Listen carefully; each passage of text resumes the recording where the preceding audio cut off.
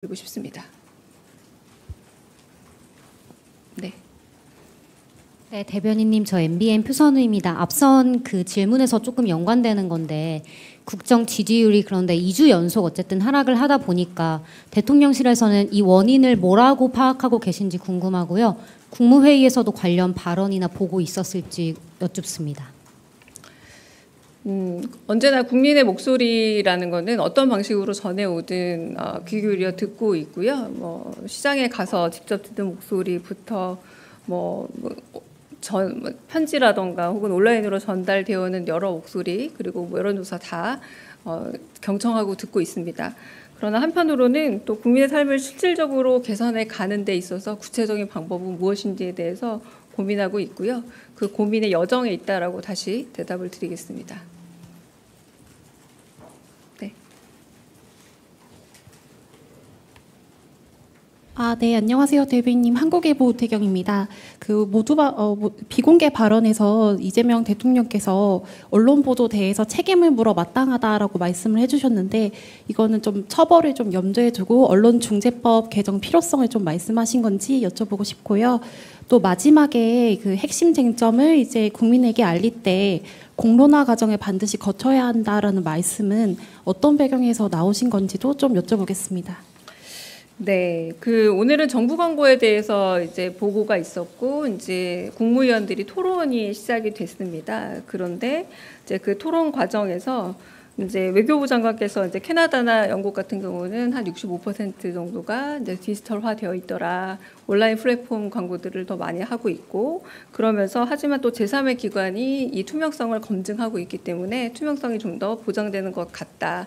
그러면서 한편으로 이 허위나 조작 이런 뉴스에 대해서는 굉장히 엄하게 단속을 하는 것 같더라라고 이렇게 세 가지를 연속으로 말씀하셨고 그 말을 좋은 의견이다 그리고 좋은 그 보고 내용인 것 같습니다라고 하시면서 허위 조작 뉴스 같은 경우는 이 플랫폼의 변화 혹은 미디어의 변화라는 이 흐름의 변화를 따라가더라도 반드시 해결해야 될 문제다라고 얘기하면서 고의적인 왜곡이나 허위 정보일 경우에는 일단 신속하게 수정은 해야 하지만 이것이 고의라는 것에 대해서는 반드시 책임을 물어야 된다라고 이 워딩 그대로 말씀을 하셨습니다. 그러니까 여기에 대해서 다른 법안이나 이렇게 다르게 더 간 이야기는 없었습니다. 네.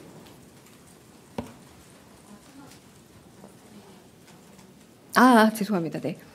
마지막 말은 네, 정성호 법무부 장관을 향해서 어떤 민감한 핵심 쟁점이 있을 경우에는 그런 부분이 있더라도 그러니까 그 앞에 부분의 얘기가 사실 이어지는 얘기예요. 이제 홍보를 할 때 돈을 주고 정책을 어떤 미디어를 통해서 하는 것도 제일 좋지만 직접 당신이 경청을 하고 직접 가서 만나보고 들어보고 이렇게 체감으로 하는 것이 좋은 것처럼 다른 의견들이 있다면 충분히 들어봐라라고 하면서 앞에 있었던 정성호 법무부 장관을 향해서도 어떤 민감한 핵심 쟁점이 있다면 이런 들어보고 충분히 이 쟁점들이 더 많이 공론화되고 사람들 사이에서 갑론을박 될 수 있도록이라는 표현을 쓰셨습니다. 갑론을박이 더 될 수 있도록 이 과정들을 거쳐야 하는 것이 더 옳다고 생각한다라고 말씀하셨습니다. 네.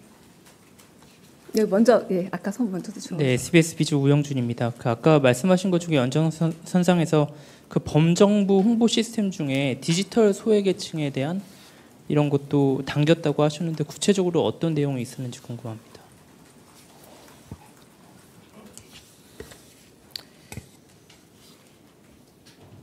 범정부 차원의 홍보 지원 시스템을 좀 혁신해야 한다라고 하고, 그러니까 이거는 이제 문체부 보고에서 나온 말씀이었는데요. 그러니까 도달이 잘 안 되는 부분이 있지 않느냐라는 얘기에도 가깝습니다. 그러니까 정책을 만들어서 더 많은 사람들이 소비할 수 있도록 도달률을 높여야 하는데 이 부분에 있어서 도달률이 좀 낮은 것이 정책에 대한 효용감을 떨어뜨리는 것 아니냐 이런 어떤 흐름에서 나온 거지 특별한 어떤 계층을 두고 한 얘기는 아니었습니다. 네. 네. 네, 메일노동뉴스 연윤정입니다. 오늘 국무회의에서 고용노동부 그러니까 산업재해 예방 감독 업무 인원을 이제 300명 증원하는 안을 오늘 좀 통과한 걸로 알고 있는데 이와 관련해서 국무회의에서 대통령님의 뭐 그러니까 추가적인 발언이라든지 아니면 국무회의에서 다른 뭐 토론이 좀 있었다든지 보고가 있었다든지 궁금합니다. 없었습니다. 네. 네, SBS 박예린입니다. 대통령께서 산업재해 근절 의지 여러 차례 밝혀주셨는데 오늘 김영훈 노동부 장관이 대통령께서 산재 관련 대통령실 메신저 직보방에 본인을 초대했다 이렇게 언론 인터뷰에서 밝혀주셨는데요.